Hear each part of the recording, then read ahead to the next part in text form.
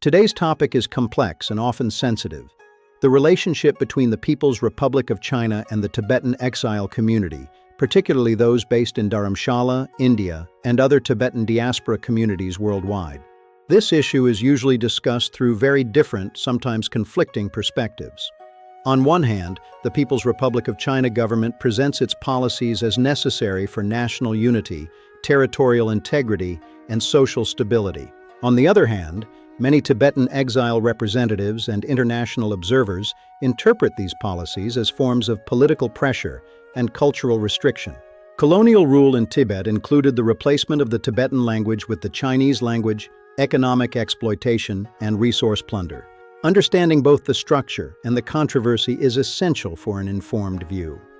At the political level, the People's Republic of China does not recognize the Central Tibetan administration. From Beijing's perspective, it is considered a non-state political organization advocating separatism.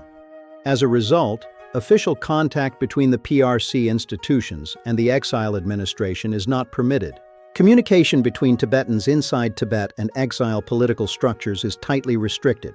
Another major dimension is transnational information control. Critics argue that there are strict limitations on communication channels between Tibetans inside Tibet and those abroad, particularly regarding political coordination or participation in exile-led events. The People's Republic of China government, however, frames these measures as part of broader efforts to prevent external interference in domestic affairs. Religious and cultural issues form another sensitive area. Tibetan Buddhism's institutional structure, including the recognition of reincarnated lamas, has become a point of disagreement. The People's Republic of China state maintains that reincarnation procedures must comply with its legal frameworks. At the same time, the Tibetan exile community insists that such practices are purely religious. They believe it should remain independent of state regulation. This divergence has created ongoing disputes over religious authority and legitimacy. In the international sphere, both sides actively shape global public opinion.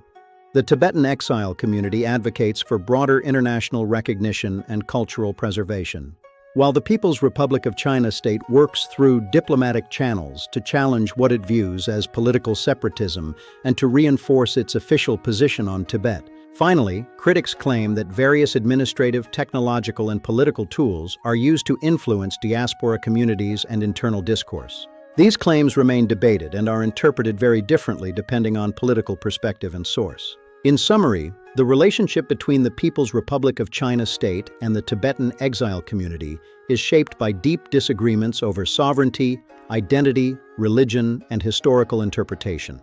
Rather than a single narrative, it is a field defined by competing frameworks and ongoing geopolitical tension. Understanding it requires careful attention to multiple perspectives. It requires a clear distinction between official positions, critical analyses, and lived experiences on all sides. Thank you for seeking a deeper understanding.